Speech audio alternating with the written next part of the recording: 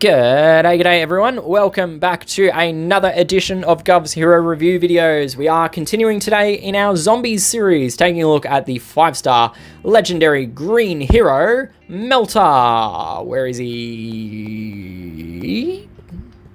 There he is, MELTER, the Corrosive Zombie. So MELTER is available, as we saw and scrolled through, from the Zombie Outbreak portal, which rolls around once every 12 weeks. It is on a monthly event time slot, but is in a rotation with two other events, the Mercenary and Battle of the Bands event, so we see it only once every 3 months.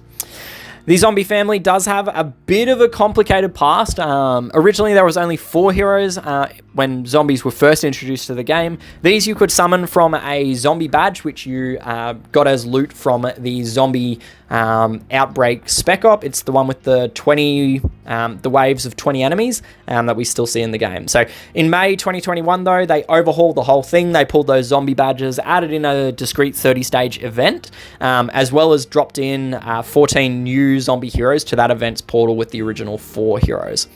The portal was expanded a couple more times in September 2022 and March 2023, but MELTER himself, he was added during the May 2021 release in that version 33 update and overhaul.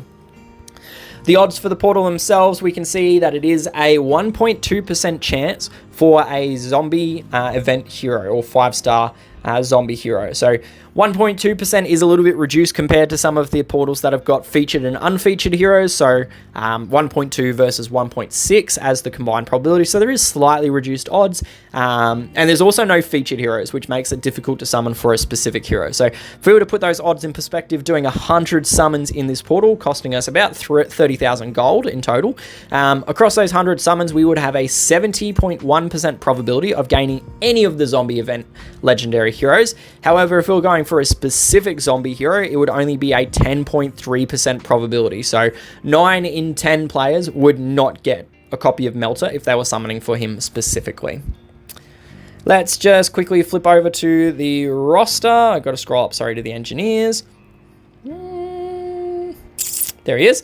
We can take a quick look at his artwork. So there is MELTER's artwork. I do kind of like it. I thought it was very cool on his release. He's got sort of like weird cutouts through his hands where he's got like Iron Man kind of projectile things. He's got glowing kneecaps as well, which is kind of a little bit weird, but anyway, that's his artwork. He's got a mask, like a toxic fumes mask, but it looks like it's fed from a liquid rebreather or something on his back. I don't know, a little bit weird, but I don't know, it's cool as well by the same token. Green skinned for our quintessential zombie look as well. So that's his artwork. Feel free to pause it if you wish, but otherwise, let's head back to the portal and we can take a look at his family bonus. So, MELTER is, as with all of these heroes, a member of the Zombies family, which means he has an inherent minus 50% reduction, or a 50% reduction, sorry, in damage from turn-based status effects. So it is a passive effect that he and all the zombies have. You don't need multiple heroes for it.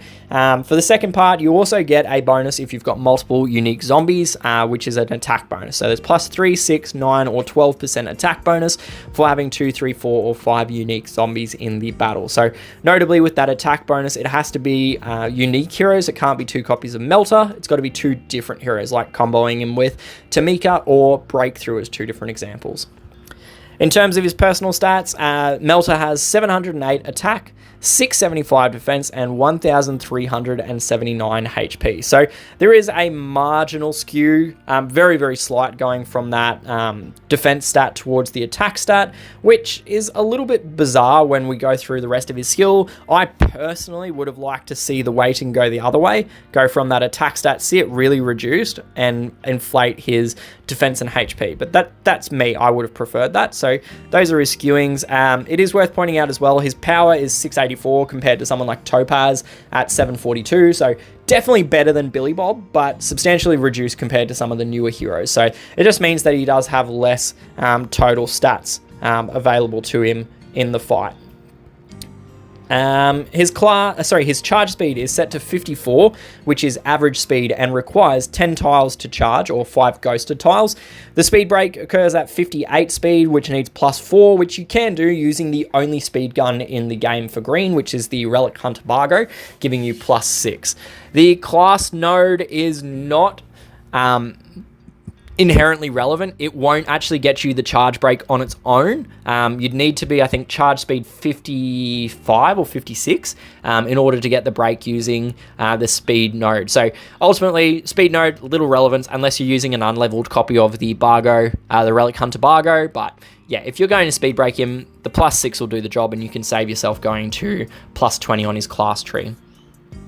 His class itself is the Engineer class, which means that he has the chance to summon a turret minion after receiving damage from any source. The turret minion itself has 15% HP and 18% attack. Imagine if it was 50%. These are inherited from the caster's stats.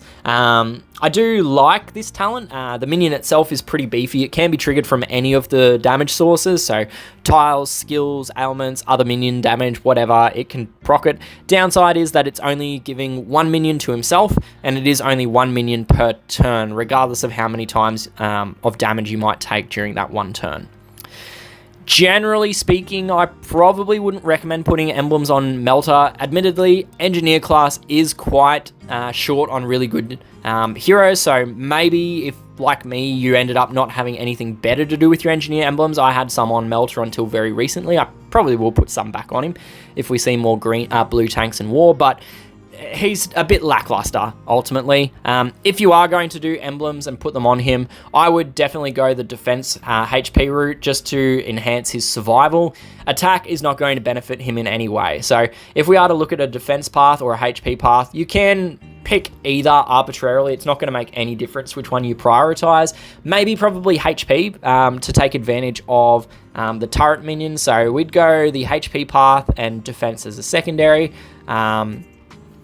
In this node here, the healing node might be of some use, but it's small, so I'm not going to advise to take it. So we are going to go the route away from it. So I would go maybe +19 if you've got a huge excess of emblems, but otherwise probably stopping him at +18 or even beforehand is entirely reasonable. So that's sort of what the path that I would take on Melter would look like.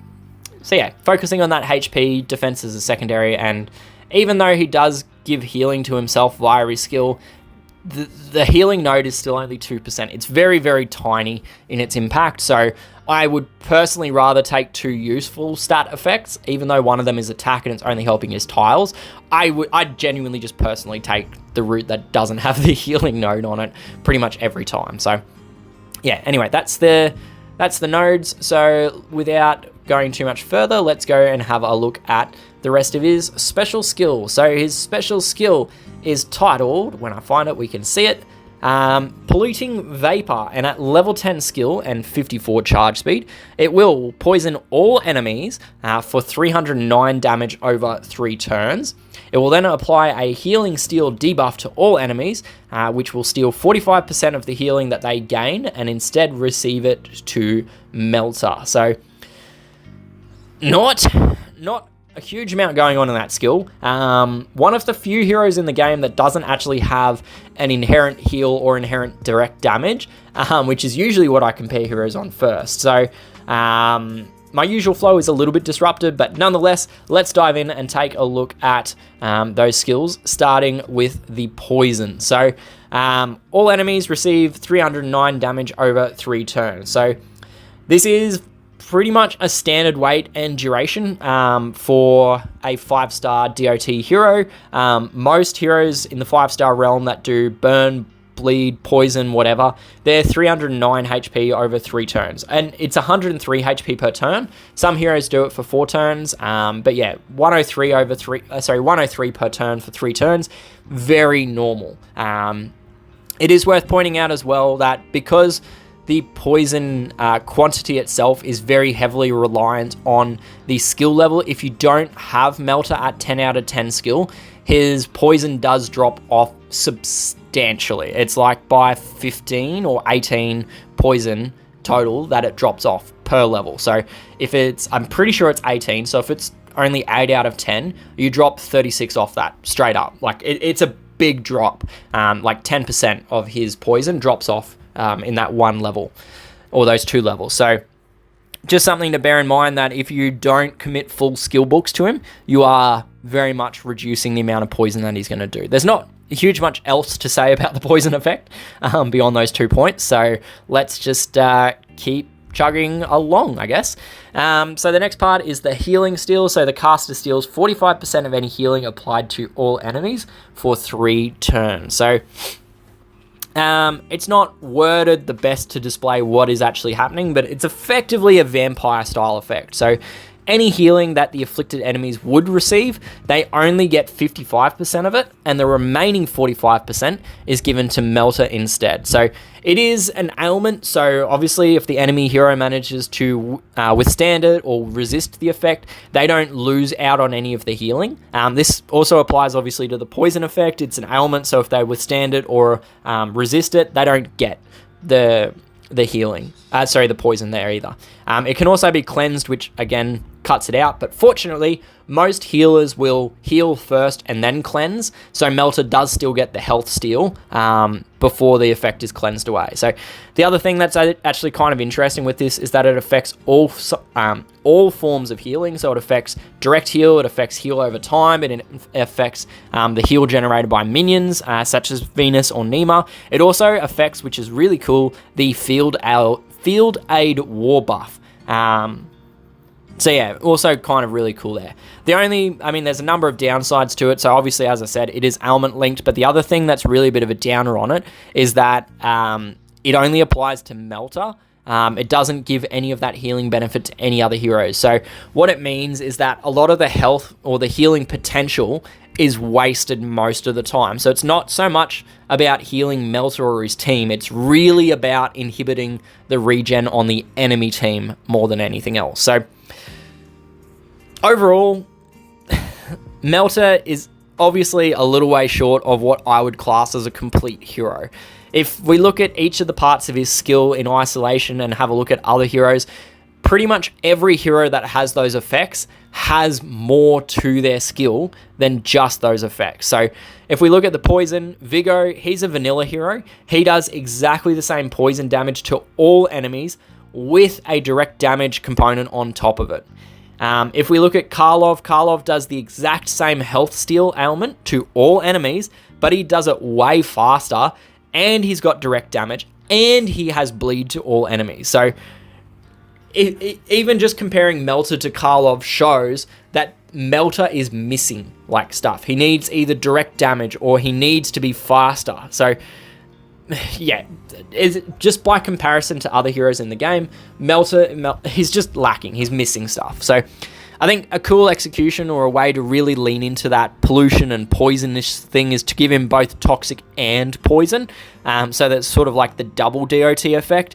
Maybe add in like a max HP reduction, like 300 HP or max HP reduction, or possibly like generate a bulky minion for all of his allies. So I don't know, or you could just give him direct damage, like give him 200% damage or something like that. But in any case, Melter, he has his uses as an anti-heal hero.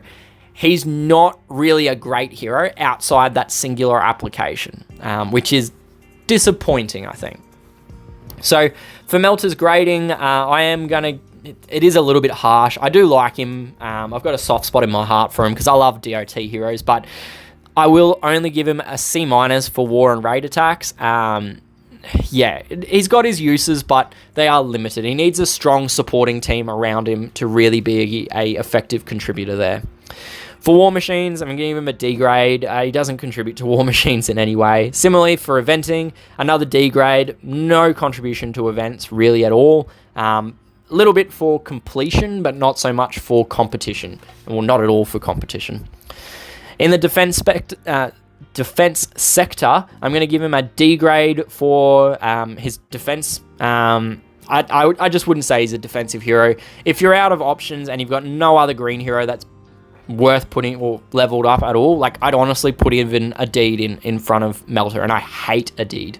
But anyway, Melter, maybe a flank. if you are completely out of options, but not a good defensive hero. For the tournament setups, I'm going to give him a D+ and a D grade for attack and defense. Yes, cleansers are usually removed, but there's also no healers, so his complete attribute of being a health inhibitor is just null and voided. For the buff booster tournaments, I'm going to give him a D+ for attack and a D grade for defense. There's no real benefit to him from this rule set. And finally, in the charged attack tournaments, he does get a speed improvement. So I'm going to give him a C grade on attack and a D+ on defense in the charged tournament sphere. So overall, that comes out as being a D grade for attack and a D grade for his overall defense grade. And that about concludes the content that I have for this review of Melter. It is a little bit of a sad one towards the end, but yeah, hopefully you enjoyed it all the same. So this is, as always, these are just my opinions, right? I love hearing your thoughts and feedback on these heroes, so please feel free to jump down to the comments section of the video, leave me a note. I try to read and respond to as many of you as I can. If you did like the content and found it to be useful and helpful, feel free to like the video, subscribe to my channel and that sort of thing. But most importantly, share the video around, because if this sort of thing is useful for yourself, chances are it's also going to be useful to the people you play with as well. Thank you once again for tuning in and joining me. I do hope I will see you again soon, but until then, good luck, stay safe, and happy gaming. Cheers, bye!